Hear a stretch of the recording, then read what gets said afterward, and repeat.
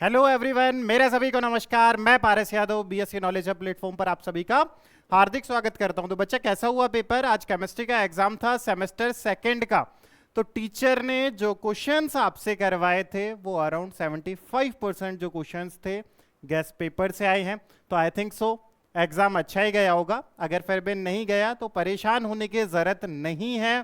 अभी भी समय रहते सारी तैयारी आपने अपनी मजबूत कर लेनी है। तो एक बार देखते हैं कि एग्जाम में किस किस तरीके के क्वेश्चंस आए थे और टीचर्स ने हमें कौन कौन से क्वेश्चंस करवाए थे, ताकि हमें क्लियर हो पाए कि गेस्ट पेपर में कहां पे था वो क्वेश्चन और एग्जाम पेपर में कहां पर आया है वो क्वेश्चन। तो चलिएगा देखते हैं। यूनिट 1 की अगर बात करें तो यहाँ आपके दोनों स्लाइड्स मैंने ओपन कर रखी है, आपका एग्जाम पेपर भी और मैम ने जो गेस्ट पेपर सोल्व करवाया था वो दोनों चीजें यहाँ, सॉरी सर ने जो गेस्ट पेपर करवाया था वो यहाँ पे मैंने ओपन कर रखा है। तो यहाँ अगर आप क्वेश्चंस की बात करें तो अगर पहले क्वेश्चन की बात करें न्यूक्लियोफाइल के बारे में जो आपने बता रखा है, तो वो सारी चीजें आपने यही मिलेगी कि नाभिक स्नेही की अगर बात करें तो नाभिक स्नेही मैम ने ये लॉन्ग क्वेश्चन में करवाया था, बाकी वो शॉर्ट क्वेश्चन में भी यहाँ पर आ गया है। तो दूसरा क्वेश्चन अगर देखें तो SN1 और SN2 भी यहाँ पर मिल गया है। अगर बड़े क्वेश्चंस की अपन बात करते हैं कि बड़े क्वेश्चंस में कौन कौन से किस किस तरीके से आए हैं, तो सबसे पहले अगर सेकंड क्वेश्चन की बात करें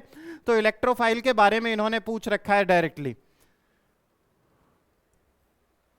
इलेक्ट्रोफाइल के बारे में इन्होंने डायरेक्टली पूछ रखा है, तो वो मैम ने डायरेक्टली आपको करवाया हुआ है। यहाँ कार्बोकैटायन, कार्बोनाइन और इनके बारे में अगर पूछ रखा है तो वो भी मैम ने करवाया हुआ है। मुक्त मूलक के बारे में देखो, यहां से अगर देखेंगे तो ये क्वेश्चंस मतलब 2-3 क्वेश्चंस को मिला के वहां पे सारा इकट्ठा एक क्वेश्चन बना दिया था एग्जामिनर ने।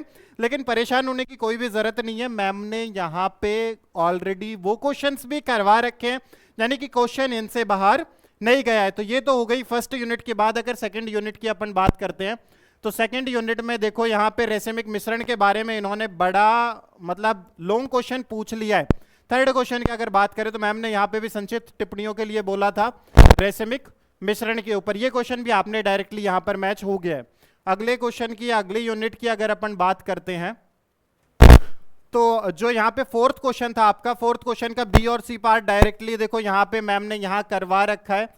बर्च अपचयन के बारे में मैम ने बता रखा है यहाँ पे ये सारी चीजें। और इलेक्ट्रोफाइल ये आपने इलेक्ट्रो स्नेही और ये सारी चीजें अपन ने पिछले उसमें पीडीएफ में चेक की थी कि इलेक्ट्रो स्नेही और ये चीज भी मैम ने बता रखी है। देखिएगा यहाँ पे नाभिक स्नेही और इलेक्ट्रॉन स्नेही का मैम ने जिक्र किया था ऑलरेडी। तो फोर्थ क्वेश्चन में भी यही सारी चीजें इसमें पूछी गई है। अगर फिफ्थ क्वेश्चन की अपन बात करते हैं तो फिफ्थ क्वेश्चन का जो और वाला पार्ट था, यानी कि एक्टिवेशन एनर्जी के ऊपर जो पूछा गया था, तो एक्टिवेशन एनर्जी का फोर्थ यूनिट से आया है। संक्रमण ऊर्जा के जो बारे में बात की थी वो क्वेश्चन आपका यहां से आया है। तो लगभग जो लॉन्ग आंसर टाइप क्वेश्चंस थे अपने, वो ऑलमोस्ट मैच हो गए थे। कोई भी क्वेश्चन ऐसा नहीं था जो क्वेश्चन से आउट आया हो। तो ये सारी चीजें आपने क्लियर हो गई होगी बच्चा, और परेशानी तो खैर कम हुई होगी। और कोशिश करेंगे कि नेक्स्ट टाइम अपन जो अपना सारा सिलेबस करें वो इस लेवल का करें कि हमने इंपॉर्टेंट क्वेश्चंस की जरूरत ही ना पड़े। मतलब हमारे सारे डाउट्स, हमारे टॉपिक्स, हमारे सारे कंसर्न बिल्कुल एकदम क्लियर होने चाहिए एग्जाम टाइम में, और हमारा रिजल्ट भी बहुत अच्छा आना चाहिए। टीचर्स ही आपके लिए मेहनत कर रहे हैं, क्योंकि बहुत से बच्चे ऐसे हैं जो कोर्स कंप्लीट नहीं कर पाए थे अपना।